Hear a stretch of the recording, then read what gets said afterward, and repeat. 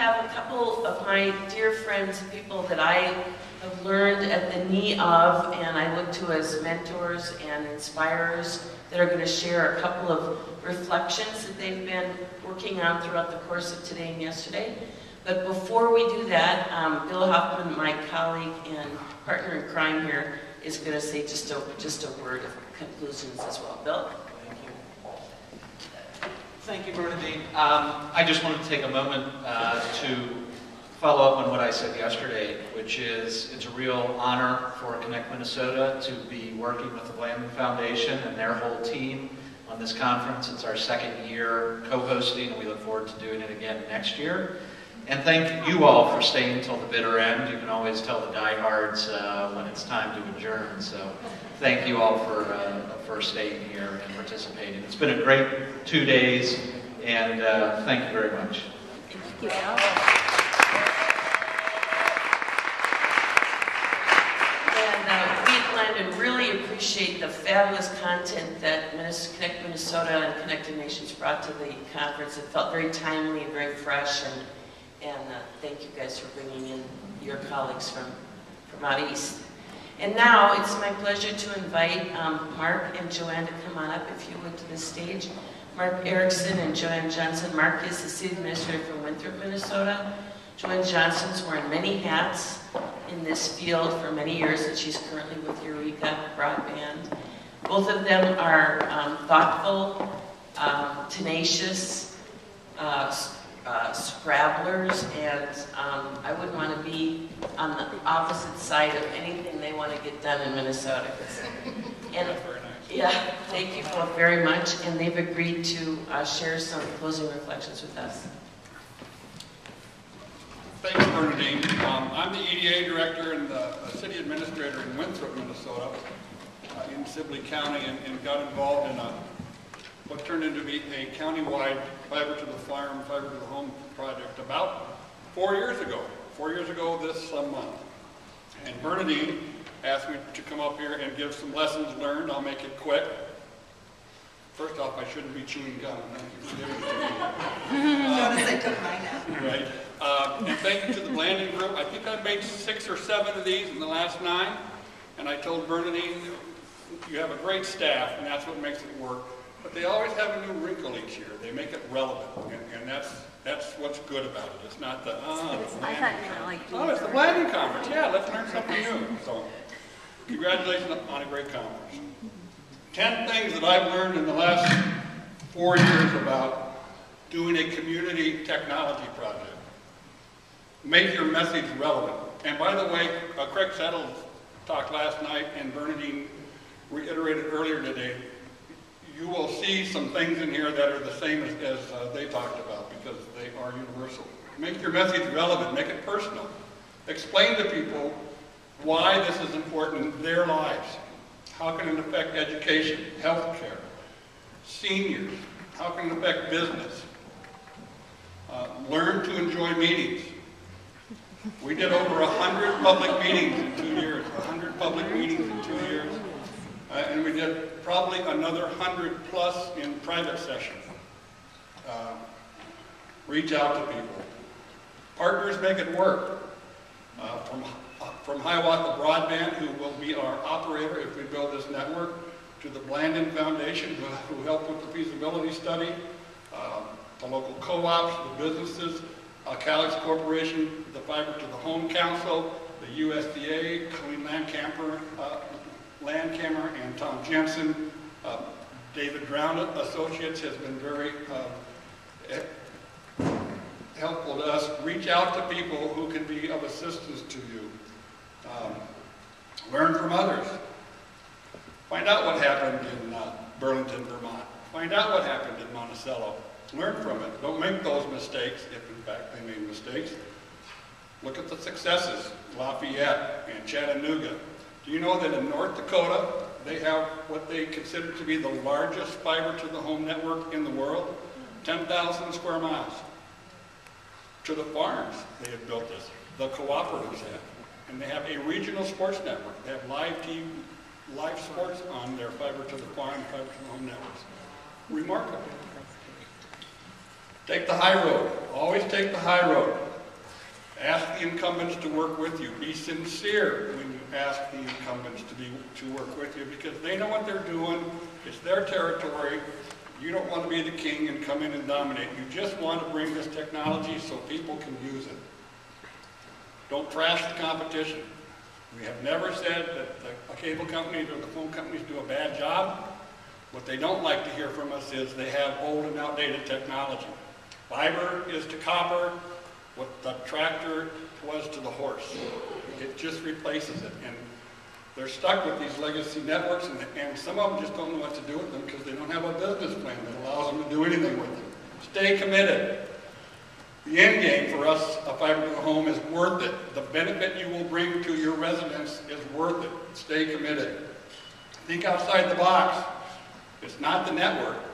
It's what Dana is doing up in Grand Marais. It's what you can do with the network. How can you make things personal and better for people with this technology? Be honest. Don't fudge your figures. They are what they are. Don't say, well, you know, we had a pledge card and drive, and we think you got back about 60% when you know you got back 52% or 55%. Don't round up. Be honest with your figures. Oh yeah, stay committed. 4 years we've been working on this, 4 years, and we're not there yet. It may take another, I don't even want to think about how much longer it may take, but stay committed. I'm saying that twice. And then something that I learned from the Blandon Community Leadership training, and I have to give kudos to Jim Creel here. When I got to Sibley County 4 years ago, and my council said we want competition to MediaCom, and to me that meant a fiber to the home, and we went through the process with the local phone companies, which didn't go anywhere. We were too small to do it on our own. So we reached out to the other 6 towns in the county, and fortunately, 8 years ago, the entire county had Blandon Community Leadership training. So they worked together right off the bat. And that really has what made this work. My training in the Blandon Community Leadership, the county's training, Blandon support, so I give a lot of that to Blandon. And what I learned from that was you need to celebrate your successes. You need to have fun. It may be work, but if it's work, then have fun with your work. So we sent out 7,500 Fiber to the Home Council technology primers. And in the first week, we got back 20% of pledge cards. 20%, we got back 1,500 pledge cards. And I'm telling you, we were giddy. And we had a lot of fun and enjoyed ourselves. And that success breeds more success. So thank you.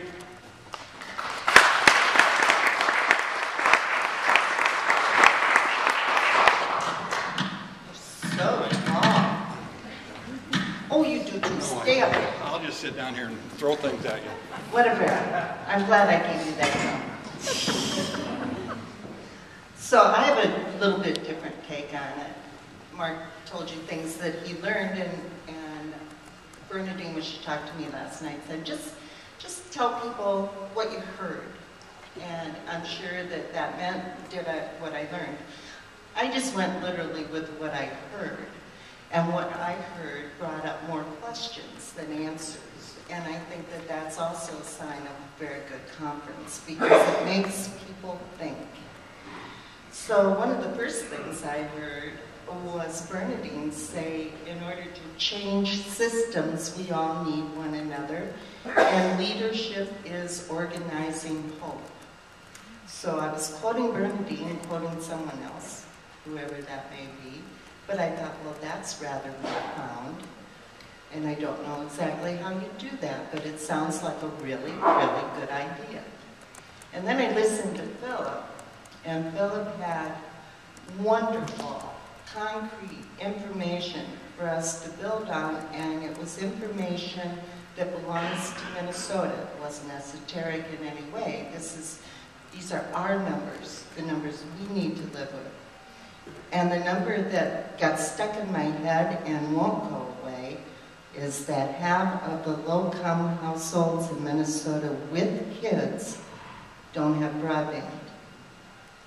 Now, 79% of the seniors and 40,000 businesses also, I don't care. They can take care of themselves. I am bothered by these kids. and I don't know what to do about it. So, what do we do about that? First question, lasted all day. The Minnesota Universal Service Collections, we're now taking in $134.7 million a year. And I'm not too concerned about E-rate, I'm not too concerned about Lifeline. I think those are stable funds and the rural health care will probably grow. I'm concerned about the 98.9 high-cost funding that comes into the state. That's over almost $9 million a month to the telcos. Who's going to watch and make sure we don't lose any of that? Who's going to pay attention and make sure that it keeps flowing to the state of Minnesota? I don't know that either. And then Pat Henderson asked a question about armor. We built a lot of towers for public safety, and it's a narrow band solution. And that narrow band solution was decided upon for very good reasons and built out a pretty decent public safety. Now we're going to FirstNet. FirstNet can use those towers, but it can't use that network. It needs fiber in the ground. How do we leverage all that? There's got to be ways to leverage all that that not only does the state some good, saves people some money, and actually opens some doors to making some more broadband middle mile available. But I don't know how you do that either. And then Philip said, I believe it was Philip, said, ideas move faster than public policy. Boy, ain't that the truth. I've been a lobbyist for a long, long time. I can testify to this as many times as you need me to. And he also said that targeted policy requires targeted local solutions. Well, that makes sense to me. And also, another word that popped up all day was sustainability. And that reminds me that Minnesota is the land of 10,000 lakes and 10,000 pilot projects. We do this all the time. We throw out a pilot project, we fund it, we prove it works, and then we pull the funding. We're notorious for it. So how do we get past that? How do we take those good ideas, those pilot projects that work, and make them sustainable? I think that's worth thinking about a little bit. And then Mary Ann said that 40% of the people with disabilities and 32% of the households making under $15,000 a year also don't have broadband. And that equates to me to a serious need for public access to broadband. That's a lot of computers. It's a lot of libraries. The libraries deserve more support than they have right now because they are the barrier of last resort to keep these people from falling off the ship. So what do we do about that? And libraries are supported by E-rate. Well, so are K-12 schools. So can't the K-12 schools shoulder some of this burden? Maybe there's an agreement that could be struck with Minsky or even the U, where a K-12 school computer lab could be utilized for online coursework by people who were doing distance learning. Maybe there's some sort of financial quid pro quo that could happen to make that more feasible for people. And, pardon me? How about a pilot project? Yeah, another pilot project. I that has some merit. It does. And also, then that goes back to those low-income kids that I've been worrying about all day. If there's a system in place, and there is, for reduced lunch for households that qualify, why couldn't reduced lunch also qualify for reduced broadband? And could MTA help? Could MCCA help? Could it be a cross-sector public-private partnership that doesn't threaten anybody but helps a lot of people? Another good pilot project, maybe.